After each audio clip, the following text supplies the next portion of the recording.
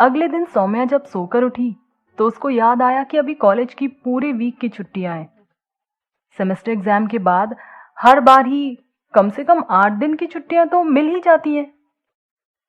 इसलिए वह दोबारा सोने के लिए बिस्तर पर लेट गई।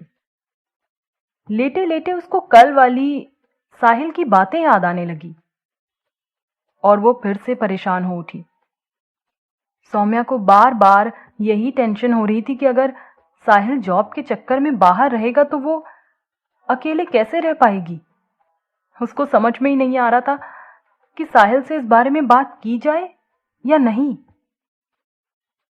सोचते सोचते जब सौम्या बहुत परेशान होने लगी तो उसने वैशाली को फोन किया और अपने मन की सारी परेशानी उसको बताई।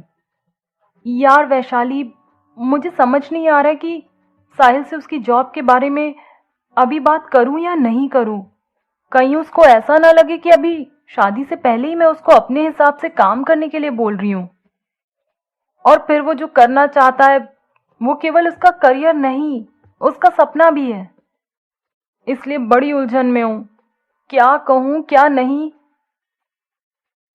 वैशाली वैशाली सौम्या की सारी बातें ध्यान से सुन वैशाली सौम्या की सारी बातें ध्यान से सुनती रही और फिर उसको समझाते हुए बोली, देख सौम्या, अभी से इतना परेशान होने की जरूरत नहीं है। जैसे तू अकेले रहने के बारे में सोचकर परेशान हो रही है, वैसे ही साहिल को भी कहाँ अच्छा लगेगा तुमसे दूर होकर रहना। इसलिए आगे जो होना है वो आने वाले समय में ही पता चलेगा। तू अभी से इतना टेंशन मत ले। और रही साहिल से बात करने की बात, तो तू अभी कुछ मत बोल। वैसे भी अभी वो फाइनल सेमेस्टर की तैयारी में लगा होगा, अभी थोड़े ना उसकी जॉब लगी जा रही है। अभी तो तू अपनी एंगेजमेंट की तैयारियों पर ध्यान दे और जो खुशियां तेरी लाइफ में आने वाली हैं उनको एंजॉय कर। बाकी सारी बातें सोचना छोड़ दे। अच्छा सुन, अभी कॉलेज की छुट्टियां हैं तो क्यों ना तब तक हम लोग मार्केट के सारे काम निपटा लेते हैं। कपड़ों की शॉपिंग तो तूने कर ही ली है, बाकी जो कुछ बचा हो वो सोच लेना। मैं तेरे साथ चली चलूंगी, इसी बहाने मस्ती भी हो जाएगी और शॉपिंग भी। सौम्या वैशाली की बातें सुनकर थोड़ा हल्का महसूस करने लगी और बोली, हाँ ठीक है, अगर मार्केट चलना होगा तो मैं तुझे बता दूंगी। चल ठीक है, फिर बाय। कहते हुए सौम्या ने फोन रख दिया और जाकर दोबारा सो गई। कॉलेज की छुट्टियों के सारे दिनों में सौम्या वैशाली ने पूनम भाभी के साथ मिलकर खूब सारी शॉपिंग की और पूरा समय एंगेजमेंट की तैयारियों में निकाल दिया।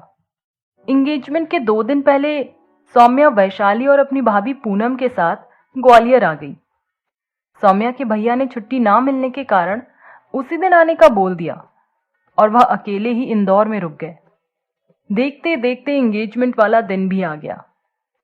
सौम्या रोज ही साहिल से बात किया करती थी और अपनी हर तैयारी के बारे में भी बता देती थी। साहिल भी सौम्या के साथ एंगेजमेंट को लेकर बहुत एक्साइटेड था। वो भी ग्वालियर आ चुका था। अब बस दोनों को इंतजार था अपनी एंगेजमेंट वाले दिन का।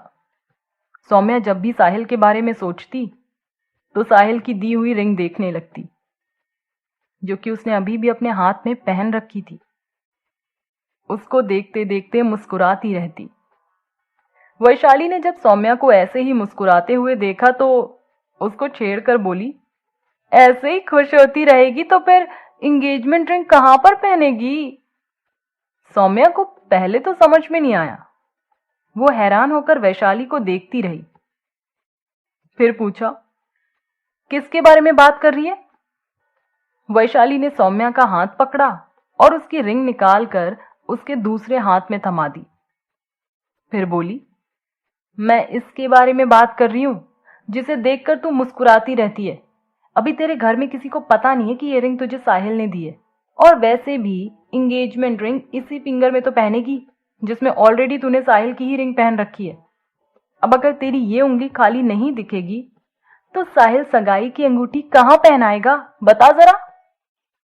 वैशाली की बात सुनकर सौम्या हंसने लगी और बोली, हाँ यार तू सही कह रही है, मेरे तो दिमाग में ही नहीं आया। अच्छा इसको मैं दूसरे हाथ में पहन लेती हूँ, अगर उतार कर रख दूंगी तो साहिल को भी तो अच्छा नहीं लगेगा। सोचेगा कितने प्यार से उसने पहली निशानी दी और वो भी मेरे पास नहीं है। वैशाली सौम्या की बात सुनकर मुस्कुराने लगी और कहने लगी, देखो कितना ध्यान रहता है तुम दोनों को एक दूसरे का। जैसे तुम्हें उसकी हर फीलिंग का ध्यान है, उसी तरह साहिल को भी तो तुम्हारी हर बात का ध्यान होता ही होगा। इसलिए तू देखना कि शादी के बाद भी वो ऐसी जॉब चुनेगा जिसमें वो तुम्हें साथ रख सके और तुम्हें तुम्हारे जीवन की हर खुशी दे सके। वैसे भी उसे तुम्हारी हर छोटी से छोटी खुशी का ध्यान रहता है। सौम्या चुपचाप वैशाली की बातें सुनती रही और मन ही मन प्राउड फील करते हुए सोचने लगी, हाँ वैसे वैशाली की बात तो सही है। कई बार बिना कुछ कहे साहिल ने मेरे मन की बात जान ली है। हो सकता है इस बार भी ऐसा ही हो। एक बार शादी हो जाए, फिर वो अपने आप ही जो भी डिसीजन लेगा मुझे ध्यान में रखकर ही लेगा। इतना भरोसा तो है मुझे। ऐसा सोचते हुए सौम्या ने डिसाइड किया कि अब वह साहिल से उसके करियर या जॉब को लेकर कोई डिस्कशन नहीं करेगी। उसको जो भी अच्छा लगे वो करे। आखिर वो भी तो सौम्या के साथ रहने के लिए एक्साइटेड होगा। अपने ही विचारों में उलझी सौम्या अपने साहिल के ख्यालों में खोई रही और इंतजार करती रही एंगेजमेंट वाले दिन का। जैसे जैसे एंगेजमेंट का दिन नजदीक आ रहा था, सौम्या की नर्वसनेस बढ़ती जा रही थी। आखिर क्या होगा एंगेजमेंट के दिन। एक तरफ खुशी थी और एक तरफ इंतजार भी।